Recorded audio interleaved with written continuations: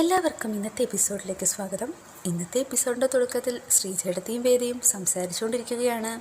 ഈ സമയം വേദ ശ്രീജേടത്തിയോടായി ഏട്ടത്തിക്ക് മനസ്സിലായിട്ടുണ്ടോ ഇല്ലയോ എന്ന് അറിയില്ല, പക്ഷേ വിക്രമിന് ഒരു സ്വഭാവമുണ്ട്. വിക്രമിന് പെട്ടെന്ന് തന്നെ പെൺകുട്ടികളെ മനസ്സിലാവും.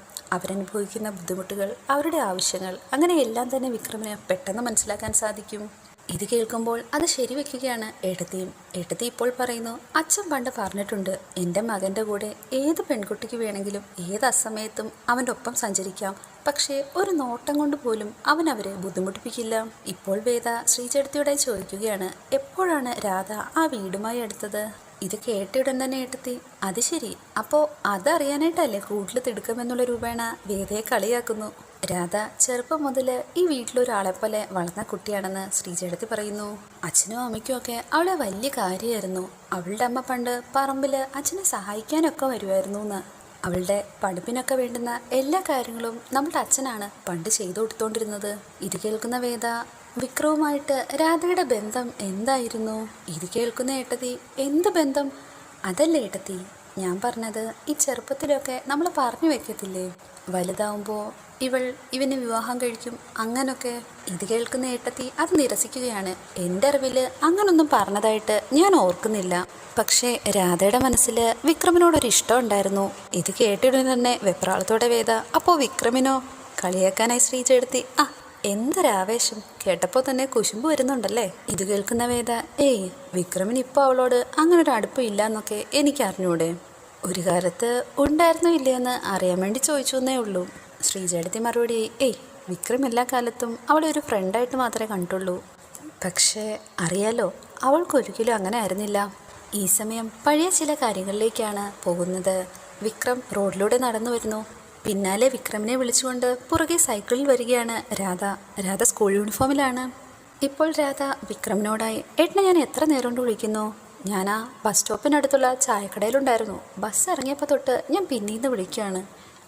നീ ഒറ്റയ്ക്ക് ചായ കുടിക്കാനൊക്കെ പോയോ എന്ന് വിക്രം ചോദിക്കുമ്പോൾ, അതിനെന്താ, പെൺകുട്ടികൾക്ക് ഒറ്റയ്ക്ക് ചായ കുടിക്കാൻ പോയിക്കൂടെ? അല്ല, അതിനുള്ള കാശ് എവിടെ നിന്നാണെന്ന് ചോദിക്കുമ്പോൾ, അത് അച്ഛൻ രാത്രി അടിച്ച് പൂസായിട്ട് വരുമ്പോൾ പോക്കറ്റിൽ എത്ര ബാക്കിയുണ്ടെന്ന് പോലും ഓർമ്മയുണ്ടാവില്ല. പിറ്റേന്ന് രാവിലെ നോക്കുമ്പോൾ ചിലപ്പോൾ കുളിച്ച് തീർത്തിട്ടുണ്ടാവുമെന്ന് സ്വയം വിചാരിക്കും. അങ്ങനെ അച്ഛൻ്റെ കയ്യിൽ നിന്ന് അടിച്ചു മാറ്റുന്ന കാശാണെന്ന് രാധ പറയുന്നു. എന്നാൽ ഞാൻ നാളെ ഒന്ന് അയ്യപ്പേട്ടനെ കാണട്ടെ, എന്തായാലും ഇക്കാര്യം പറഞ്ഞു കൊടുക്കുമെന്ന് വിക്രം. ഇത് കേൾക്കുന്ന രാധ, അയ്യോ വിക്രമേട്ടാ, ചതിക്കല്ലേ, അച്ഛനോടൊന്നും പറഞ്ഞു കൊടുക്കല്ലേ. അഥവാ അച്ഛനോട് പറഞ്ഞാലും മാഷിനോട് പറയാൻ പോരുതേ, മാഷ് ഉപദേശിച്ചൊരു വഴിയാക്കും. അല്ല, വിക്രമേട്ടനൊക്കെ എങ്ങനെ +2 പാസ്സായത്? എനിക്കൊക്കെ എന്ത് ബോറടിയാണെന്നറിയോ? ഇത് കേൾക്കുന്ന വിക്രം മറുപടിയായി, അതുകൊണ്ടായിരിക്കും അല്ലേ ഈ ക്ലാസ്സൊക്കെ കട്ട് ചെയ്ത് ഇങ്ങനെ നടക്കുന്നേ? അല്ല, അതെങ്ങനെ അറിഞ്ഞുവെന്ന് രാധ ചോദിക്കുമ്പോൾ, സ്കൂൾ വിട്ടു വരേണ്ട സമയമായിട്ടില്ലല്ലോ.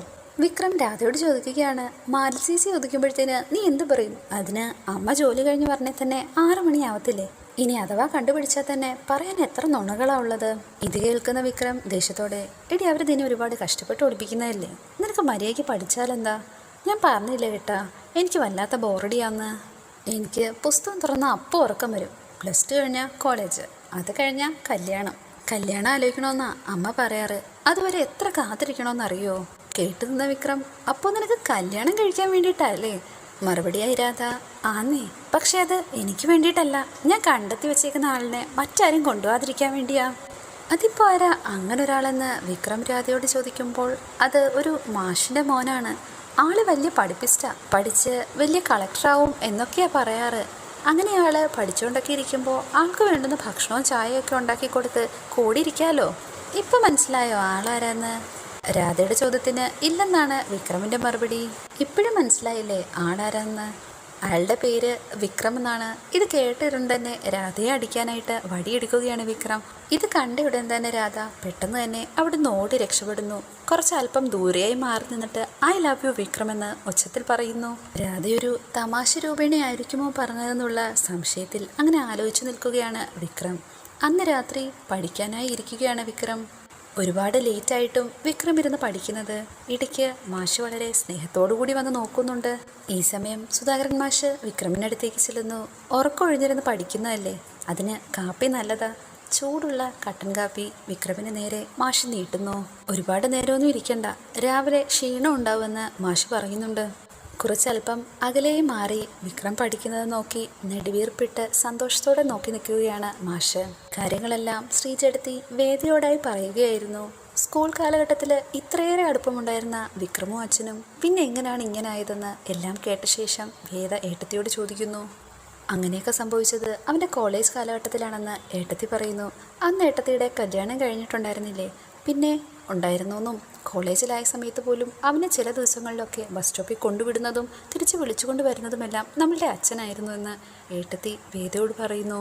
ഏട്ടത്തി തുടരുകയാണ്. അച്ഛനെ സംബന്ധിച്ചിടത്തോളം ലോകത്തുള്ള സകല വിദ്യാർത്ഥികൾക്കുമുള്ള മാതൃക വിക്രമായിരുന്നു. മാഷ് പറയാറുണ്ടായിരുന്നു ജീവിതത്തിൽ താൻ അഭിമാനിക്കാൻ പോകുന്ന പ്രതി വിക്രമായിരുന്നു എന്ന്. അങ്ങനെ ഇരിക്കെ ഒരു ദിവസം വിക്രമിന് കോളേജിലേക്കുള്ള ഉച്ചഭക്ഷണം പാത്രത്തിലാക്കുകയായിരുന്നു ശ്രീജേടത്തി. അപ്പോൾ അത് വേണ്ടെന്നും ഇന്ന് എൻ്റെ ഒരു ഫ്രണ്ടിൻ്റെ ബർത്ത്ഡേ പാർട്ടി ഉണ്ട്, ഞങ്ങളുടെ ഗ്യാങ്ങിന് അവൻ ബിരിയാണി വാങ്ങിത്തരാമെന്നാണ് പറഞ്ഞിരിക്കുന്നതെന്ന് വിക്രം. ഇത് കേട്ടുകൊണ്ട് വന്നച്ഛൻ, ഗ്യാങ്ങോ? എത്ര പേരുണ്ട് ആ ഗ്യാങ്ങിൽ? അത് ഞങ്ങൾ കുറച്ച് കൂട്ടുകാരാണ്, ഒരു 8-10 പേരുണ്ടാവുമെന്ന് മാഷിനോട് വിക്രം. ഇത് കേട്ടുന്ന മാഷ്, അവരെല്ലാവരും നല്ല പഠിക്കുന്ന കൂട്ടത്തിലൊക്കെയാണോ അതോ ഉഴപ്പുള്ള ആൾക്കാരാണോ? കമല വിക്രമിനെ സപ്പോർട്ട് ചെയ്യാനായി അവൻ അങ്ങനത്തെ കൂട്ടുകെട്ടൊന്നും ഉണ്ടാവില്ല, എല്ലാം നല്ല കുട്ടികളായിരിക്കും. വിക്രമും അത് ശരി വെക്കുകയാണ്. ഞങ്ങൾ കമ്പൈൻ സ്റ്റഡിയൊക്കെ നടത്തുന്ന കൂട്ടുകാരാണ്, നല്ല കൂട്ടുകാരാണ് തൻ്റേതെന്ന് വിക്രം വാദിക്കുന്നുണ്ട്. പക്ഷേ ഈ 10 പേർക്ക് ബിരിയാണി വാങ്ങിക്കഴിക്കാൻ കുറേ കാശാവില്ലേ എന്ന് മാഷ് ചോദിക്കുന്നു.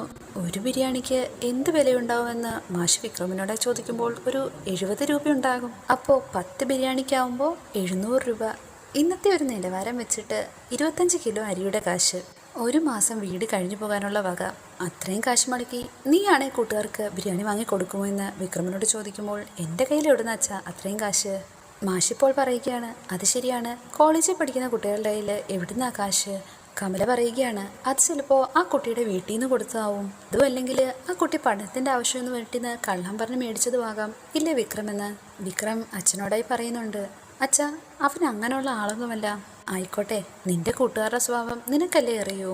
ഞാൻ പറഞ്ഞു വന്നത് ഇതൊന്നുമല്ലെന്ന് അച്ഛൻ. ഇന്നിപ്പോൾ അവൻ നിനക്ക് ബിരിയാണി വാങ്ങിത്തന്ന നാളൊരവസരത്തിൽ നീ അത് തിരിച്ചു ചെയ്യേണ്ടി വരും. അത്തരം ആർഭാടങ്ങൾക്ക് ചെലവഴിക്കാൻ നിന്റെ അച്ഛൻ്റെ കയ്യിൽ കാശില്ലാന്ന് നിനക്കറിയാലോ, അതുകൊണ്ട് നീ ആ സൽക്കാരത്തിൽ പങ്കെടുക്കണ്ട. വിക്രമനായി വാദിക്കാൻ ഒരുങ്ങുകയാണ് കമല. അല്ല മാഷേ, അവൻ കൂട്ടുകാരുമായിട്ട്. ഇത്രയും കേട്ടയുടൻ തന്നെ മാഷ്, കമല ഇതിൽ അഭിപ്രായം പറയണ്ട. ഈ സമയം അച്ഛൻ ശ്രീജയെ വിളിക്കുന്നു. ശ്രീജെ, അവൻ്റെ ചോറ്റുപാത്രം റെഡിയല്ലേ? അതിതാ. അങ്ങനെ മാഷ് ശ്രീജയുടെ കയ്യിൽ നിന്ന് ചോറ്റുപാത്രം മേടിച്ച ശേഷം വിക്രമിനോട് നിന്റെ ബാഗ് ഈ തരാൻ ആവശ്യപ്പെടുന്നു.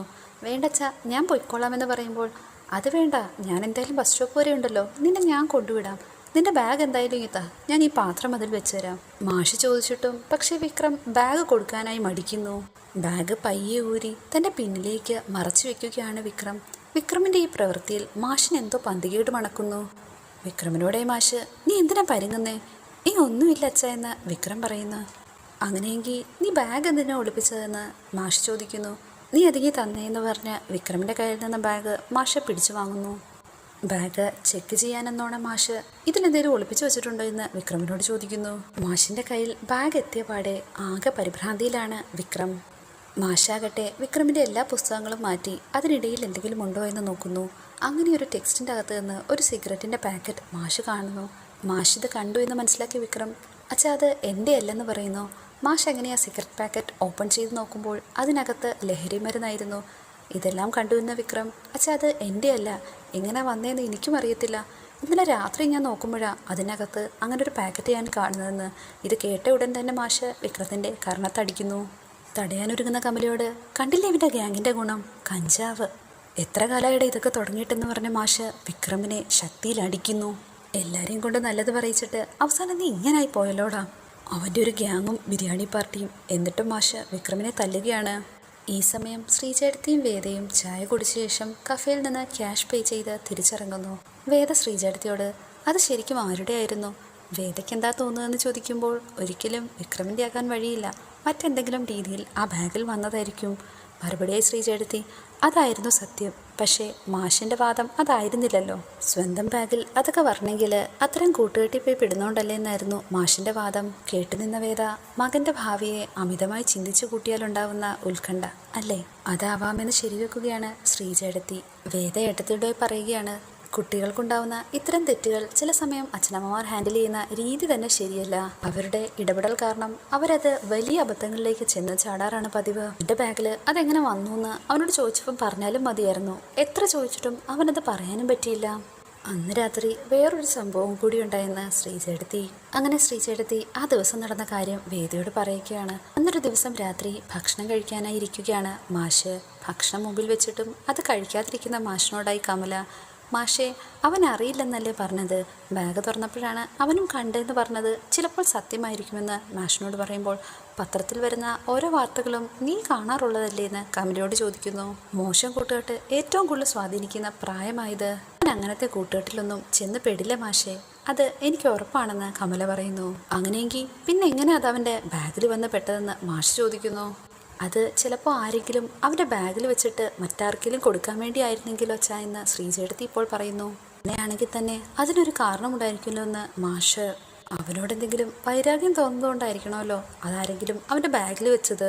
അങ്ങനെ തോന്നണമെങ്കിൽ അവർക്ക് ഇവനുമായൊരു പ്രശ്നം ഉണ്ടായി കാണുമെന്നല്ലേ. പക്ഷേ വിക്രം അങ്ങനെ ഒരു പ്രശ്നത്തിന് പോകുന്ന മാഷിന് തോന്നുന്നുണ്ടോ എന്ന് കമല ചോദിക്കുന്നു.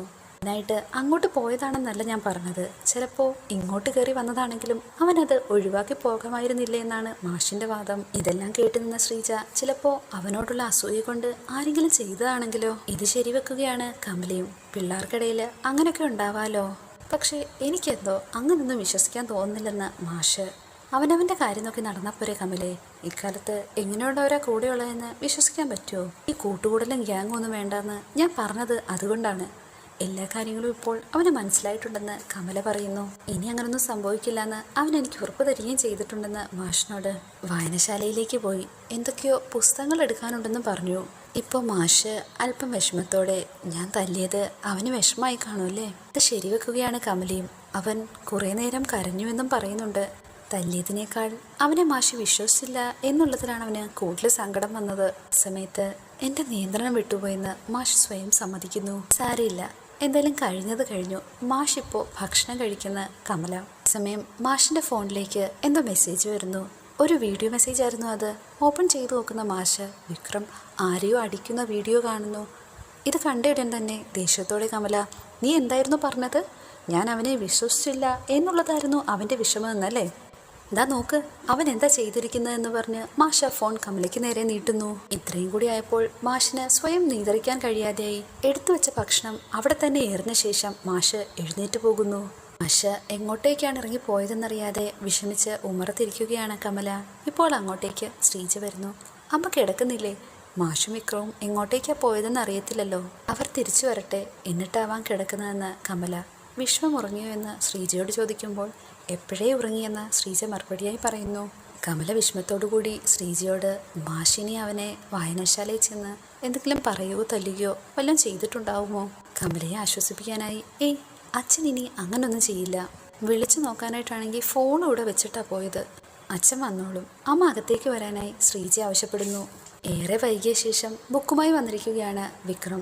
അമ്മയെ കണ്ടിടം തന്നെ വിക്രം, അമ്മ എന്താ ഇവിടെ ഇരിക്കുന്നതെന്ന് ചോദിക്കുന്നു. സമയം കമല വിക്രത്തിനോടായി ഒരു ചോദ്യം ഉന്നയിക്കുകയാണ്. നീ എന്നു മുതൽ എന്നോട് നുണ പറയാൻ തുടങ്ങിയത്? നുണയോ? ഞാനോ എന്ന് കമലയോട് തിരിച്ച വിക്രം, അതെ നുണ തന്നെയെന്ന് കമല ഉറച്ചു പറയുന്നു. കോളേജിൽ നിനക്കൊരു ചീത്ത കൂട്ടുകെട്ടും ഇല്ലാന്നു, നീ നിന്റെ കാര്യം മാത്രമേ നോക്കുന്നുള്ളൂ എന്നൊക്കെയല്ലേ എന്നോട് പറഞ്ഞത്?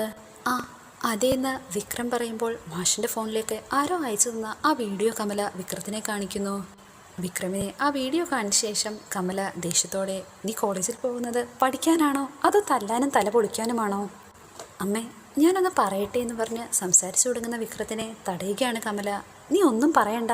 നിന്റെ കോളേജിലെ പ്രകടനം കണ്ടിട്ട് നെഞ്ചു പൊട്ടിയ ഒരു മനുഷ്യൻ അത്താഴത്തിന് മുമ്പിൽ നിന്ന് എഴുന്നേറ്റ് പോയിട്ടുണ്ട്. ആ മനുഷ്യനെ വഞ്ചിച്ച നീ ഒരു കാലത്തും ഗുണം പിടിക്കില്ല വിക്രം, അത് മനസ്സിലാക്കിയാൽ മതിയെന്ന് സങ്കടത്തോടു കൂടി പറഞ്ഞ് കമല അവിടെ നിന്ന് പോകുന്നു.